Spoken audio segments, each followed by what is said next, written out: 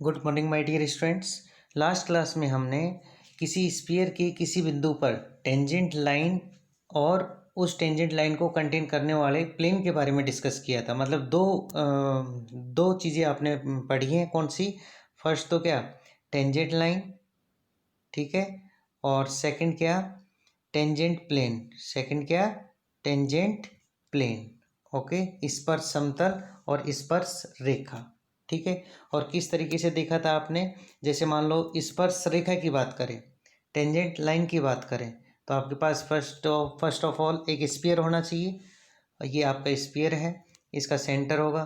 तो सिंपल सी बात है, सेंटर के कोऑर्डिनेट्स क्या होते हैं? -u, -v, -w। ओके। दूसरी बात, आप टेंजेंट लाइन की बात कर रहे हो तो ऑब्वियसली है वो कहीं ना कहीं इसके बाउंड्री पॉइंट से गुजरेगी, ठीक है। तो जैसे सर स्फीयर की बाउंड्री पे एक पॉइंट क्या है? पी है, ठीक है। और ये आपके पास टी जो लाइन है वो इसके लिए कि इसका काम कर रही है, टेंजेंट लाइन का काम कर रही है। तो आपने देखा था कि ये जो टेंजेंट लाइन है टी, ये स्फीयर को दो संपाती बिंदुओं पे इंटरसेक्ट करती है, ठीक है। और साथ में ये लाइन, ये स्पर्श रेखा जिस प्लेन में कंटेन करती है वो प्लेन इस बिंदु P पर इस गोले का स्पर्श तल का समीकरण कहलाएगा। क्या कहलाएगा? स्पर्श तल का समीकरण कहलाएगा। उसका मैथमेटिकल इक्वेशन मैंने फाइंड आउट किया था। क्या किया था? मैथमेटिकल इक्वेशन याद है? मैंने आपको बताया था उसका मैथमेटिकल इक्वेशन आएगा alpha X plus beta Y plus gamma Z plus क्या था? u into x plus alpha plus v into Y plus beta plus w into Z plus gamma plus D equals to 0। ये था स्पर्श समतल का समीकरण। किस बिंदु पे? P बिंदु पे, जिसके कोऑर्डिनेट्स क्या थे? अल्फा बीटा गामा थे, ठीक है स्टूडेंट्स। तो ये आपने कल की क्लास में डेरिवेशन देखा था। तो आपके आरयू के सिलेबस के अकॉर्डिंग अगर आपका थ्योरेटिकल क्वेश्चन आता है तो आपको उसे ऐसे प्रूव करके लाना होगा यहाँ तक, ठीक है। कभी कभी कॉम्पिटिशन में क्वेश्चन आएगा और अगर आपको डायरेक्ट स्पर्श तल का समीकरण का इक्वेशन पूछा जाए तो वहाँ तो आपके पास इतना टाइम नहीं है सोल्व करने का, तो उसकी शॉर्ट ट्रिक होती है। तो आज मैं उसी से यहाँ मैं 2 से 3 नोट लिख रहा हूँ और काफ़ी तीनों नोट अपने आप में इम्पोर्टेंट नोट है। किस सेंस में? टेंजेंट प्लेन के सेंस में। किसके लिए? किसी गोले के लिए, ठीक है। तो आप समझिए फर्स्ट नोट क्या कह रहा है आपसे कि मान लो किसी बिंदु अल्फा बीटा गामा पर स्पर्श समतल का समीकरण गोले X square plus Y square plus Z square plus 2ux plus 2vy plus 2wz plus D बराबर 0 के लिए निम्न प्रकार से प्राप्त किया जाता है। अगर मान लो आपको शॉर्टकट मेथड से उसका स्पर्श तल का समीकरण निकालना है तो आप क्या करो, आप गोले के समीकरण में जाइए। आप कहाँ जाइए? गोले के समीकरण में जाइए, स्फीयर के इक्वेशन में जाइए। एक्स स्क्वायर को रिप्लेस कर दो आप अल्फा एक्स से, वाई स्क्वायर को रिप्लेस कर दो आप बीटा वाई से, जेड स्क्वायर को आप रिप्लेस कर दीजिए गामा जेड से, और स्फीयर के इक्वेशन में जो 2 इंटू एक्स होता था उसको आप रिप्लेस कर दीजिए एक्स प्लस एल्फा से, 2y को रिप्लेस कर दीजिए वाई प्लस बीटा से, और 2z को रिप्लेस कर दीजिए जेड प्लस गामा से, और उस इक्वेशन को लिख दीजिए। तो वही आपका क्या आ जाएगा? स्पर्श तल का समीकरण आ जाएगा। क्या आ जाएगा? स्पर्श तल का समीकरण आ जाएगा। तो आप समझ रहे हैं क्या आ जाएगा स्पर्श तल का समीकरण? कुछ इस तरह का देखो जरा। ये मैंने यहाँ पे ये लिखा है आपको, सॉरी। अगर आप डायरेक्ट लिखना चाहते हो स्पर्श तल का समीकरण तो क्या होगा? एक्स स्क्वायर को तो रिप्लेस किया अल्फा एक्स से, वाई स्क्वायर को भी रिप्लेस किया बीटा वाई से, जेड स्क्वायर को रिप्लेस किया गामा जेड से, और स्फीयर के इक्वेशन में 2 इंटू यू एक्स होता था तो इस 2 और इंटू एक्स को इसको मैं रिप्लेस कर रहा हूँ किससे? अल्फा प्लस एक्स या एक्स प्लस अल्फा से, और यू ऐसे कैसे? ऐसे ही 2y को रिप्लेस किया बीटा प्लस वाई से, ऐसे ही 2z को रिप्लेस किया गामा प्लस जेड से, 2w ऐसे कैसे रह जाएगा? Plus D equals to 0। तो ये ही उस गोले के लिए स्पर्श तल का समीकरण है। बस आपको ये ध्यान रखना है स्टूडेंट्स कि ये किस बिंदु पे लिखा जा रहा है ये स्पर्श तल का समीकरण? ये बिंदु आपको पता होना चाहिए। तो प्रेजेंट केस में या लास्ट टाइम जो मैंने आर्टिकल कराया था उसमें पी बिंदु जो बाउंड्री ऑफ द स्फीयर मैंने लिया था, स्फीयर की बाउंड्री पे जिसको लिया था उसके कोऑर्डिनेट्स क्या थे, अल्फा बीटा गामा थे। ठीक है, तो ये इस तरह से आप लिख सकते हो। न्यूमेरिकल एग्जाम्पल भी मैंने आपको दिया कि आप जैसे ये है आपके पास बिंदु 1 2 3, मतलब अल्फा बीटा गामा है। अल्फा का मान कितना है 1 है, बीटा का मान कितना है 2 है और गामा का मान कितना है 3 है। बिंदु 1 2 3 पर गोले X square plus Y square plus Z square plus 2x plus 5y plus 6z plus 7 बराबर 0 के लिए स्पर्श तल का समीकरण लिखिए। अब मान लो आप उस थ्योरी से इस क्वेश्चन को नहीं करना चाहते हो जो लास्ट क्लास में मैंने आपको बताई है, तो आप डायरेक्ट क्या करोगे, जहाँ जहाँ क्वेश्चन है, क्वेश्चन में एक्स स्क्वायर आएगा उसको आप किससे रिप्लेस करोगे, अल्फा इंटू एक्स से। और प्रेजेंट केस में अल्फा कितना है 1 है, तो ये आ जाएगा आपका 1 इंटू एक्स। ऐसे वाई स्क्वायर रिप्लेस होगा किससे, 2y से। जेड स्क्वायर रिप्लेस होगा 3z से। 2x रिप्लेस होगा x प्लस अल्फा, और प्रेजेंट केस में अल्फा कितना है 1, तो x प्लस 1 हो जाएगा। 2y रिप्लेस होगा y प्लस बीटा, और प्रेजेंट केस में बीटा कितना है 2 है, बीटा कितना है 2 है, तो ये y प्लस 2 हो जाएगा। और 2z को रिप्लेस करोगे आप z प्लस गामा से। प्रेजेंट केस में गामा कितना है आपका 3 है। ठीक है, तो ये सब रख दीजिए। तो 1 2 3 पर दिए गए गोले के स्पर्श तल का समीकरण ये आ जाएगा। कौन सा, ये इस तरह का equation, 1 into x plus 2 into Y plus 3 into Z plus u into x plus alpha, alpha मान 1 है। ऐसे ही v into Y plus beta, ऐसे ही डब्लू into Z plus gamma plus D बराबर 0। ठीक है, अब इसमें देखो प्लेन का इक्वेशन आएगा तो कैसा होना चाहिए, a x plus b y plus c z plus D बराबर 0 जैसा होना चाहिए। ऐसा ही तो होता है प्लेन का इक्वेशन। ठीक है, तो क्या ये है, अभी नहीं है। क्यों, क्योंकि इसमें अभी आपको u का मान चाहिए, v का मान चाहिए और w का मान चाहिए। ठीक है, अब u v w कैसे मिलेंगे आपको स्टूडेंट्स, आपको पता है minus U minus V minus W किसके सेंटर होते हैं, स्फीयर के सेंटर होते हैं। और स्फीयर के सेंटर कैसे फाइंड आउट करते हैं आप, स्फीयर के इक्वेशन में जाइए, एक्स वाई जेड के गुणांक को अगर आप -1/2 से मल्टीप्लाई करते हैं तो आपको 1/1 करके स्फीयर का एक्स कोऑर्डिनेट, स्फीयर के सेंटर का एक्स कोऑर्डिनेट, वाई कोऑर्डिनेट और जेड कोऑर्डिनेट मिल जाएगा। ठीक है, तो अब यहाँ अगर आप कंपेयर करोगे तो -u किसके बराबर है स्टूडेंट्स, -1 के बराबर है। इसका मतलब u बराबर 1 हो जाएगा। -v अभी किसके बराबर आ रहा है, -v आ रहा है -5/2 के बराबर, तो इसका मतलब v = 5/2, ऐसे w = 3 आ जाएगा। तो आप इस u का, v का और w का मान अगर आप रखोगे तो आपको required equation of tangent plane मिल जाएगा। इस वांछित स्पर्श तल का समीकरण मिल जाएगा जो स्फीयर के P बिंदु पे बन रहा है। और इस समय P बिंदु के निर्देशांक क्या हैं, 1 2 3 हैं। ठीक है स्टूडेंट्स, तो ये आपका फाइनली इक्वेशन आ जाएगा। तो होपफुली आपको ये समझ में आया होगा और आप इसे देखना घर पे आराम से, आ जाएगा समझ में। ठीक है, फिर दूसरा नोट देखिए स्टूडेंट्स, ये रिलेशन बता रहा है कि आप किसी गोले पे कोई बिंदु P है, कोई गोला है आपके पास, उस पर कोई बिंदु P है, P से गुजरने वाली स्पर्श रेखा आपकी क्या है, T है। ठीक है, तो इस रेडियस के बारे में आप क्या कहोगे, जो ये R है ना OP, एक्चुअल में OP क्या है, रेडियस किसकी, स्फीयर की।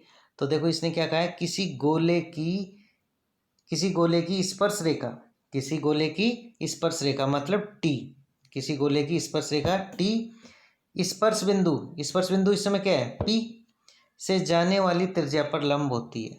समझिए आप ये क्या कहना चाह रहा है स्टूडेंट्स, ये कहना चाह रहा है कि कोई गोला है, उसकी एक स्पर्श रेखा T है जो P बिंदु पे गोले को इंटरसेक्ट कर रही है। तो इस P बिंदु से जाने वाली जो रेडियस है ये हमेशा इसकी क्या होती है, परपेंडिकुलर होती है। क्या होती है, परपेंडिकुलर। तो डायग्राम के हिसाब से OP परपेंडिकुलर है किसके, टेंजेंट लाइन T के, टेंजेंट लाइन T के। ठीक है, काफ़ी इंपॉर्टेंट रिजल्ट है, ध्यान रखना स्टूडेंट्स। ठीक है, तो अब यहाँ पे दो काम हो रहे हैं, आप ध्यान दीजिए। एक तो OP क्या है आपके पास, बताओ, सबसे सिंपल, रेडियस किसकी, स्फीयर की, क्या है, रेडियस ऑफ स्फीयर। और दूसरा पता है क्या है, OP अपने आप में एक परपेंडिकुलर डिस्टेंस है। क्या है, परपेंडिकुलर डिस्टेंस है, कहाँ से, गोले के केंद्र से, और कहाँ पर, उस समतल पे जो इस टेंजेंट लाइन को कंटेन कर रहा है। आप फिर से समझ लेना, काफ़ी इंपॉर्टेंट है, दो चीज़ें, इनको अलग अलग सेंस में यूज करेंगे आगे थोड़ी देर बाद जो आर्टिकल आएगा। कि एक बार में तो जैसे सिंपल पूछे जाए ओपी क्या है तो आप आसानी से कह सकते हो sir it is the radius of the sphere. लेकिन दूसरे सेंस में मैं अगर आपसे पूछूं ओपी क्या है, तो ओपी अपने आप में क्या है, एक परपेंडिकुलर डिस्टेंस भी है। क्या है, परपेंडिकुलर डिस्टेंस भी है। और कहाँ से, बिंदु ओ से, कहाँ पर, इस रेखा टी पर। और ये रेखा टी किस में बैठी हुई है, इस स्पर्श तल में बैठी हुई है, इस स्पर्श तल में बैठी हुई है जो बिंदु पी से गुजर रहा है। ठीक है स्टूडेंट्स, तो ये ध्यान रखना। तो बस अब ये यहाँ पे आपको पता है, पी बिंदु के समय निर्देशांक क्या है, अल्फा बीटा गामा। ओ बिंदु के निर्देशांक क्या है, -u -v -w। ठीक है, तो ओपी के आप दिक् अनुपात निकाल सकते हो। दिक् अनुपात कैसे निकालते हैं, एक्स कोऑर्डिनेट को एक्स कोऑर्डिनेट्स में माइनस करेंगे, वाई कोऑर्डिनेट को वाई में से, और जेड कोऑर्डिनेट को जेड में से। तो आपको alpha plus you, beta plus we और गामा प्लस डब्लू डायरेक्शन रेशियो दिक् अनुपात मिल रहे हैं किसके, ओपी के। किसके मिल रहे हैं, ओपी के। अब ओपी के परपेंडिकुलर कौन है, टेंजेंट लाइन। ओपी के परपेंडिकुलर कौन है, टेंजेंट लाइन। तो टेंजेंट लाइन के डायरेक्शन रेशियो या तो गिवन होंगे, नहीं होंगे तो आप खुद मान लो एल, एम और एन, यहाँ पे मैंने कैलकुलेशन के लिए। ठीक है, तो रेखा टी के दिक् अनुपात क्या मान लिए, एल एम एन मान लिए। ठीक है, अब आपको डायग्राम से पता चल रहा है कि ये जो त्रिज्या ओपी है ये स्पर्श रेखा टी के क्या है, लंबवत है। और आपने छोटी क्लासों में एक रिजल्ट पढ़ा होगा कि एक लाइन L1 है, दूसरी लाइन L2 है। तो इसकी अगर डायरेक्शन रेशियो पता हो और इसकी डायरेक्शन रेशियोज आपको पता है, तो रिजल्ट क्या होता था, करस्पॉन्डिंग डायरेक्शन रेशियोज का प्रोडक्ट का सम हमेशा 0 आएगा। तो मैं आपसे पूछूं, इस समय आपके पास एल, एम, एन तो किसकी डायरेक्शन रेशियोज हैं, टेंजेंट लाइन की।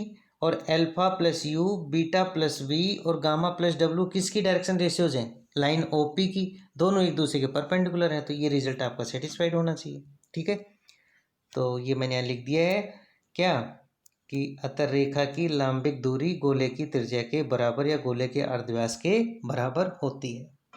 ठीक है, नेक्स्ट देखिए, स्पर्श समतल। थर्ड नोट क्या कर रहा है, स्पर्श समतल स्पर्श बिंदु को मिलाने वाली त्रिज्या के लंबवत होता है। तो ये भी उसी कंसेप्ट से आ रहा है, ध्यान दीजिए। स्पर्श समतल स्पर्श बिंदु को मिलाने वाली त्रिज्या के लंबवत होता है। ठीक है ना, तो सबसे पहले तो आपके पास ये स्फीयर रहा, उस पर एक बिंदु P है जहाँ से एक टेंजेंट लाइन क्या है, ये ड्रॉ है। अब ये टेंजेंट लाइन जिस प्लेन में कंटेन होगी, जिसमें प्रेजेंट होगी, वो आपका क्या होगा, स्पर्श समतल। ठीक है, तो ये इस समय स्पर्श समतल कहाँ से गुजर रहा है, इस बिंदु P से गुजर रहा है। ठीक है ना, तो ये जो स्पर्श समतल है, जो आपका ये टेंजेंट प्लेन है, मतलब P फॉर प्लेन होता है, मतलब टेंजेंट प्लेन है, ये एक्चुअल में P बिंदु पे गुजरने वाली त्रिज्या के परपेंडिकुलर होता है, मतलब OP के परपेंडिकुलर मिलेगा। ठीक है, तो जैसा रेडियस के लिए देखा था ना, वैसे उसी कंसेप्ट से ये आपका। ठीक है, तो नेक्स्ट देखिए, कंडीशन ऑफ टेंजेंसी। अब ये इंपॉर्टेंट है स्टूडेंट्स, ये आपके आरयू में एज ए आर्टिकल आपके सामने आता है। स्पर्शता का प्रतिबंध, इसको आप ऐसे समझ सकते हो, जैसे मान लो इन जर्नल आपको ये दे दिया जाए।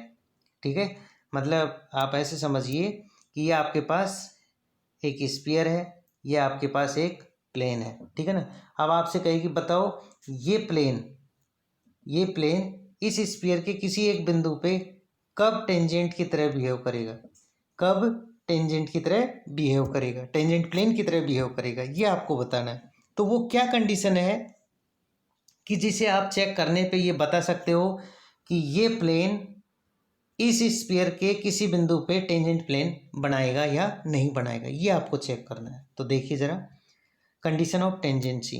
तो स्टेटमेंट मैंने लिख दिया है कि एक समतल है जिसकी शकल सूरत कैसी है, LX + MY + NZ = P जैसा है, और का गोले x² + y² + z² + 2ux + 2vy + 2wz + d = 0 को स्पर्श करने का प्रतिबंध ज्ञात कीजिए। ठीक है, तो देखिए ज़रा, सबसे पहले आपके पास स्फीयर है, ये रहा। ओके, स्फीयर होगा तो डेफिनेटली उसका सेंटर होगा, और स्फीयर का सेंटर हमेशा कैसा होता है, minus U minus V minus W जैसा होता है, ठीक है। फिर आपने एक प्लेन ले लिया, ये प्लेन ले लिया, ठीक है। प्लेन कहाँ पे लिया है आपने, पी बिंदु पर। प्लेन कहाँ से गुजर रहा है, पी बिंदु से, मतलब इस पी बिंदु से। यहाँ 3D में है अपन, तो इसलिए उस तरह से दिखा नहीं सकते, ठीक है ना, सिर्फ शब्दों में उसको अपन एक्सप्लेन कर सकते हैं। यहाँ मैंने जो प्लेन स्पर्श समतल लिया है वो आपका LX plus MY plus NZ बराबर P है, जो कहाँ से गुजर रहा है, बिंदु P से गुजर रहा है, ठीक है, ओके। और वो किसको कंटेन कर रहा है, इस टेंजेंट लाइन T को कंटेन कर रहा है, ठीक है। अब आप देखिए, सबसे पहले बात करो स्फीयर के समीकरण से, ठीक है। तो स्फीयर का समीकरण आपको क्वेश्चन में दे रखा है, स्टेटमेंट में। अगर ये स्टेटमेंट है तो यहाँ से इसका सेंटर ये हो जाएगा, काफ़ी टाइम आपने इसे फाइंड आउट किया। यहाँ से अगर सेंटर मिल जाए तो आपके पास रेडियस भी मिल जाएगी, क्या मिल जाएगी, रेडियस भी मिल जाएगी, ठीक है। तो मतलब इस गोले की त्रिज्या तो आपको मिल चुकी, इस गोले की त्रिज्या मतलब ये पार्ट आपको मिल चुका। और अभी थोड़ी देर पहले मैंने बताया था कि एक बार तो इसको आपने रेडियस के सेंस में रीड किया है, ठीक है ना। अब दूसरे सेंस में तो प्लीज रीड कीजिए कि ये जो दूरी है OP, ये अपने आप में क्या है, एक परपेंडिकुलर डिस्टेंस भी है, किसके लिए, इस प्लेन के बिंदु P के लिए, ठीक है। और कहाँ से जा रही है परपेंडिकुलर डिस्टेंस, कहाँ से गिरा रहे हो आप, सेंटर ऑफ द स्फीयर से गिरा रहे हो, ठीक है। तो नेक्स्ट काम मैंने क्या किया है कि ये जो OP है इसके बारे में बताया कि ये बिंदु O of minus U minus V minus W से बिंदु P तक की लंबवत दूरी है। और ये बिंदु P कहाँ बैठा है, इस plane LX plus MY plus NZ पे। और आपको लंबवत दूरी निकालने का फॉर्मूला मैंने आपको बता रखा था, AX1 plus BY1 plus CZ1 plus D upon root of A square plus B square plus C square, ये होता था। अब आप कहोगे सर ये X1 Y1 Z1 क्या है, X1 Y1 Z1 आपका वो पॉइंट है जहाँ से आप परपेंडिकुलर ड्रॉ कर रहे हो। ABC क्या है, उस प्लेन के ABC हैं जो उस लाइन के परपेंडिकुलर है, ठीक है। तो बस आप ये सब यहाँ आप देख लो डायग्राम के हिसाब से, ये सब यहाँ वैल्यू पुट करोगे, ठीक है। अब आपको पता है कि अभी थोड़ी देर पहले मैंने बताया था कि ये जो लांबिक दूरी है, परपेंडिकुलर डिस्टेंस ON है, वो एक्चुअल में किसके बराबर होती है, त्रिज्या के बराबर। दोनों को बराबर पुट कर दिया, ये तो आपकी रेडियस ऑफ द स्फीयर रही और ये आपकी परपेंडिकुलर डिस्टेंस रही।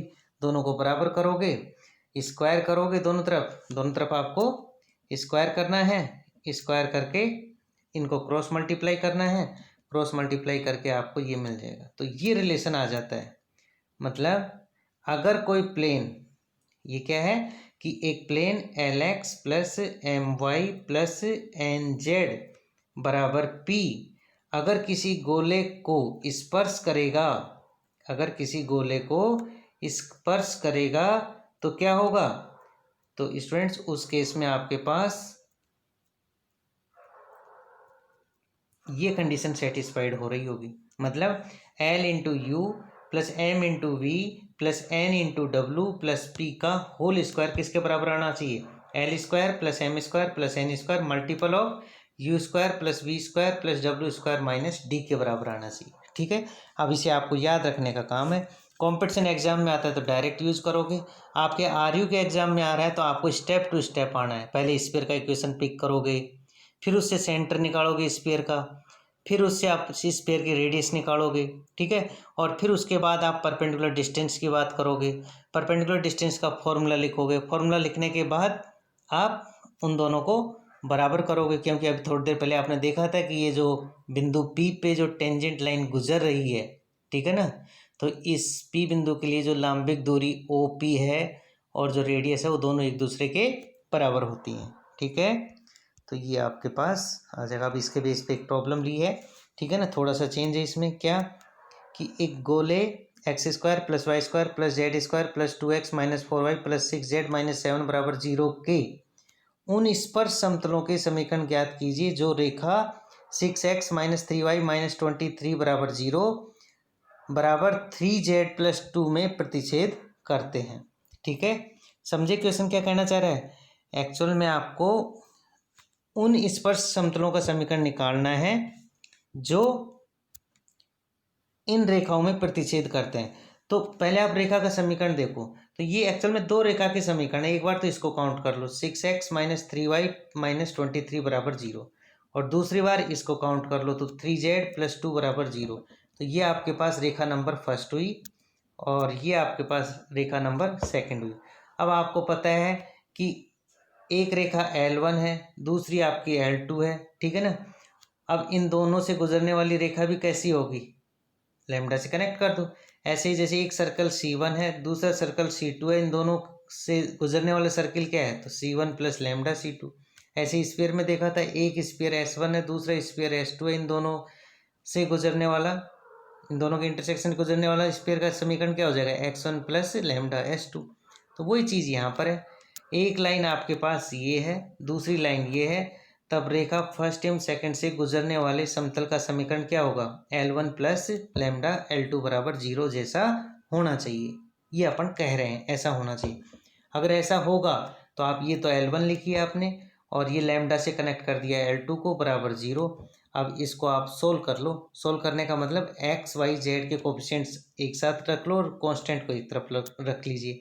तो देखो 6x ऐसे कैसे, -3y ऐसे कैसे, अब यहाँ से लैम्डा 3 लैम्डा z बन जाएगा, और यहाँ से 2 लैम्डा -23 बराबर 0 आ जाएगा। मतलब आप जिन प्लेन्स के इक्वेशन फाइंड आउट करने जा रहे हो वो कुछ इस तरह के दिखाई देंगे, लेकिन बस अब इसमें प्रॉब्लम क्या है, इसमें प्रॉब्लम ये है कि ये लैम्डा में आ रहा है। मिल तो गया आपको प्लेन, लेकिन ये क्या आ रहा है, लैम्डा में। तो अब आपको बाकी काम इस लैम्डा का मान ज्ञात करना है। अब प्रश्नानुसार यदि समीकरण 3 में प्रदर्शित समतल, इस समीकरण 3 में जो समतल मिल रहा है वो गोले को स्पर्श करेगा, तो स्पर्श बिंदु पर क्या होना चाहिए, गोले की त्रिज्या बराबर लंब की लंबाई होनी चाहिए। ये अपन बार बार सुन रहे हैं पिछली दो क्लासों से, कि अगर आपके पास बिंदु P पर टेंजेंट लाइन है तो उस केस में वो जो रेडियस है स्फीयर की वो एक्चुअल में उस परपेंडिकुलर डिस्टेंस के बराबर होनी चाहिए, ठीक है। तो मैंने देखो, अब आप गोले के समीकरण से ये तो रेडियस निकाल लो, और ये आप प्लेन का इक्वेशन अब आप ये लैम्डा वाला यूज करोगे तो प्लेन के इक्वेशन से ये आ जाएगा, ठीक है। तो ये परपेंडिकुलर डिस्टेंस वगैरह लिख लिया आपने, ठीक है। दोनों को बराबर करोगे, सोल्व करोगे तो लैम्डा के 2 मान मिल गए आपको, लैम्डा के 2 मान मिल गए, लैम्डा = 4 और लैम्डा = -1/2। अब लैम्डा = 4 आप किस में रखोगे, इक्वेशन नंबर 3 में।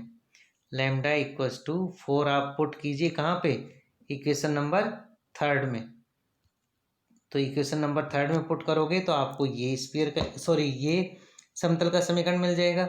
और अगर आप लैम्डा = -1/2 पुट करोगे समीकरण 3 में तो आपको ये समतल का समीकरण मिल जाएगा, जो अभी समतल के समीकरण है।